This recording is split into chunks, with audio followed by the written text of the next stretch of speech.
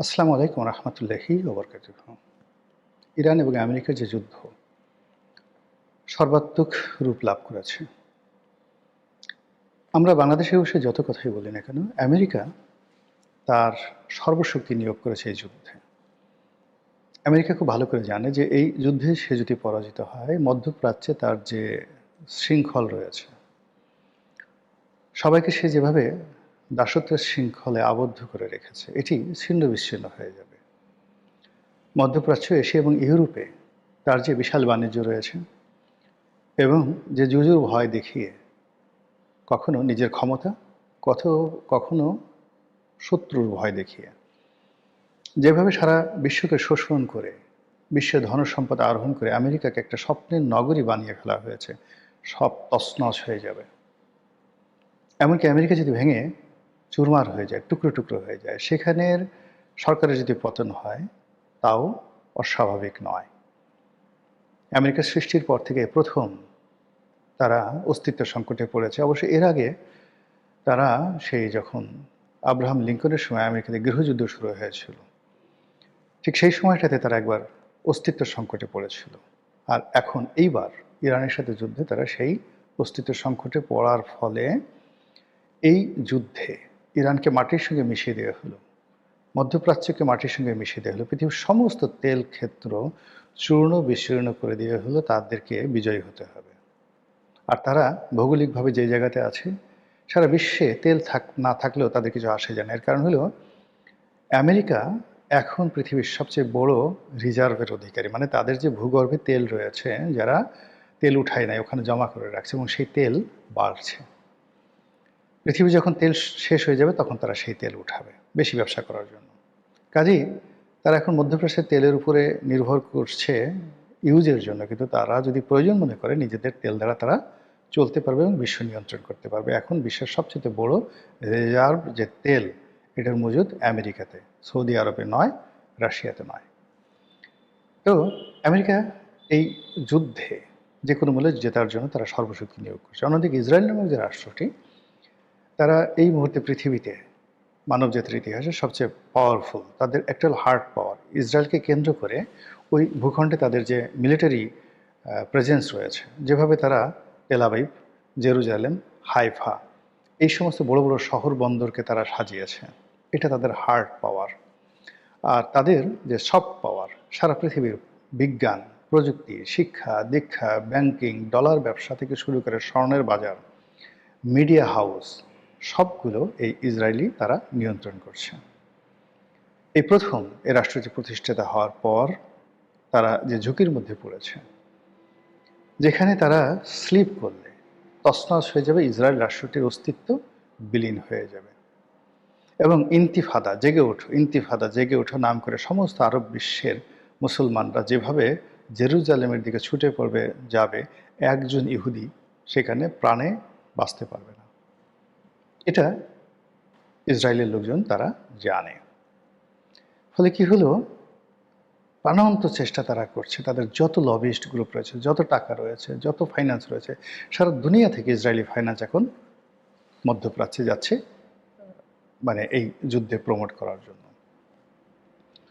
অন্যদিকে আমেরিকা এবং ইসরায়েলের দোসর যে সকল রাষ্ট্র রয়েছে, সৌদি আরব, কাতার, দুবাই বা সংযুক্ত আরব আমিরাত, কুয়েত, এই সকল রাষ্ট্র, তাদের মধ্যে রীতিমতো জীবন হারাম হয়ে গেছে যে কী হবে যদি ইরান বিজয়ী হয়। তাহলে তো অনেক জায়গাতে মানচিত্র পরিবর্তন হয়ে যাবে, অনেক জায়গাতে আরব বসন্তের মতো করে সেখানে রাজপরিবারগুলোর পতন হবে, নতুন গণতন্ত্র শাসক শ্রেণী সেখানে আধিপত্য বিস্তার করবে।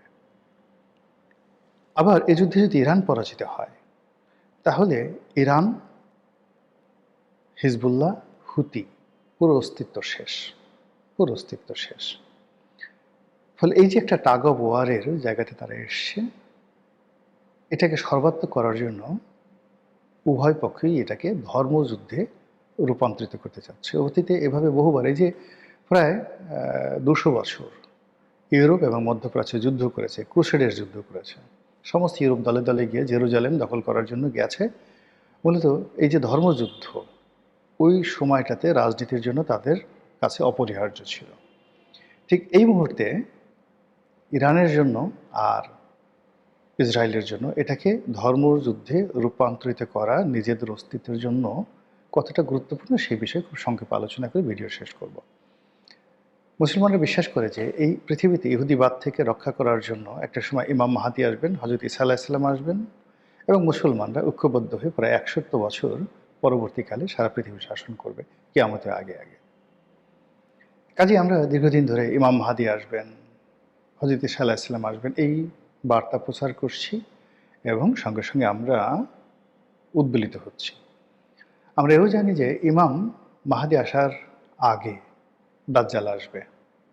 দাজ্জাল আসবে, দাজ্জাল ইহুদির মধ্য থেকে আসবে এবং সারা পৃথিবী দখল করে ফেলবে। সারা পৃথিবীতে দাজ্জালের এত ক্ষমতা থাকবে, সম্মোহনী পাওয়ার থাকবে। এটা যদি আপনি ফেসবুকের এআই ধরেন, রোবোটিক পাওয়ার ধরেন, কিংবা আপনি ধরুন চ্যাট জিপিটি ধরেন, মুহূর্তের মধ্যে মানে এই যে এখন ইদানিং যে আপনার সেক্স ডলগুলো হয়ে যাচ্ছে, যারা আপনার সঙ্গে একদম নারীর মতো বা পুরুষের মতো, যারা মেয়ে আছেন তারা পুরুষ সঙ্গী হিসেবে এই সেক্স ডলগুলো ভাড়া করে নিচ্ছেন, they are acting behaving just like human body. এই যুগে এটা হয়ে গেছে প্রযুক্তির মাধ্যমে।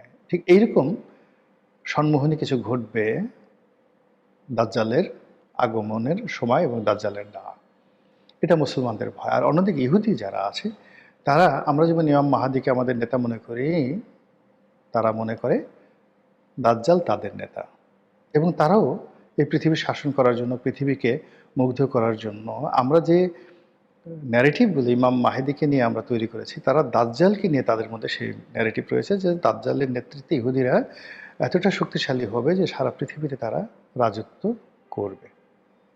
এই জন্য তারা কামনা করে দাজ্জাল আসুক।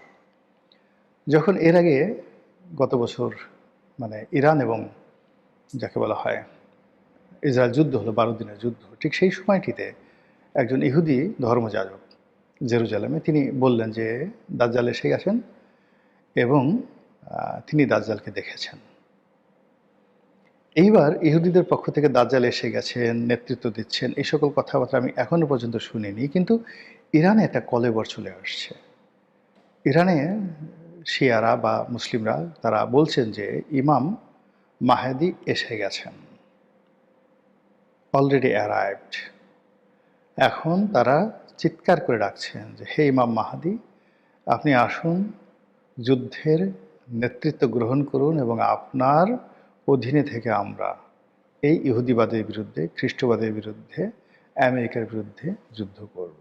এবং এটা মানে পুরো ইরানে এটা এরকম একটা মনস্তাত্ত্বিক রূপ ধারণ করেছে। মানুষ পাগলের মতো এই কথা বিশ্বাস করছে। একদিকে মাইলের পর মাইল জ্বলন্ত আগুন, আর তার সামনে দাঁড়িয়ে নরনারী তারা উল্লাস নৃত্য করছেন। ইরানি জনগণ অস্ত্র হাতে ট্রাকের উপর বসে তারা বিয়ে করছেন, তরুণ তরুণী মসজিদে নামাজ পড়ছেন, অন্যদিকে মসজিদ ভেঙে যাচ্ছে, কেউ কান্নাকাটি করছেন না। তারা এই যে এটাকে একটা ধর্মযুদ্ধে রূপান্তরিত করার যে মানে সম্মোহনী ক্ষমতা জনগণের মধ্যে বর্তমান ইরানের নেতৃত্ব এটা তুলে ধরতে পেরেছে, তার ফলে পুরো ওই পেনিনসুলা, আরব যে উপদ্বীপ, সেই আরব পেনিনসুলাতে রীতিমতো ধর্মযুদ্ধের উন্মাদনা শুরু হয়ে গেছে। আমরা বাংলাদেশে বসে টের পাচ্ছি না, আমরা আবেগ তাড়িত হচ্ছে, কিন্তু ওখানে মূল ব্যাপার হল যে মরে যাব, জান্নাত পাবো, তারপর বেঁচে থাকবো, গাজী হব, পৃথিবী শাসন করব। এইরকম একটা আবার সেই পারস্য ডাইনেস্টি, সেই হরমুজের আমলে, সেই যাকে বলা হয় দারায়ুসের আমলে, সাইরাসের আমলে তাদের যে ডাইনেস্টি ছিল, সেই ডাইনেস্টি তারা আবার ফিরে পাবেন, এই স্বপ্নে বিভোর হয়ে পড়েছে। আর এতে করে মধ্যপ্রাচ্যে যে যুদ্ধ পরিস্থিতি জটিল থেকে জটিলতর হয়ে যাচ্ছে এবং প্রতিটি মানুষ তার শেষ নিঃশ্বাস থাকা পর্যন্ত যুদ্ধরত যে পক্ষগুলো তারা লড়াই এবং সংগ্রাম করে যাচ্ছে।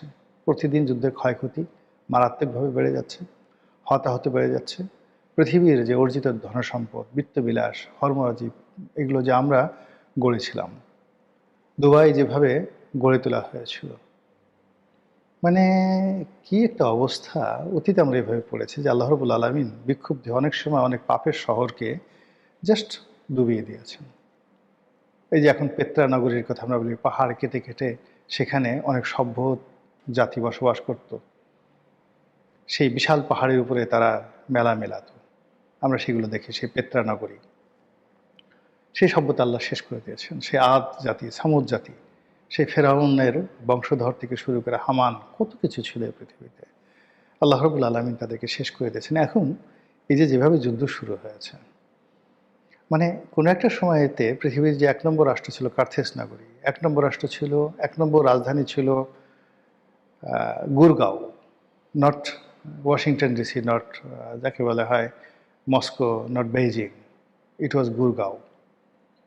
মোর দ্যান 100 ইয়ার্স, ১০০ বছর ধরে পৃথিবীর ১ নম্বর কসমোপলিটন শহর ছিল মধ্যযুগে।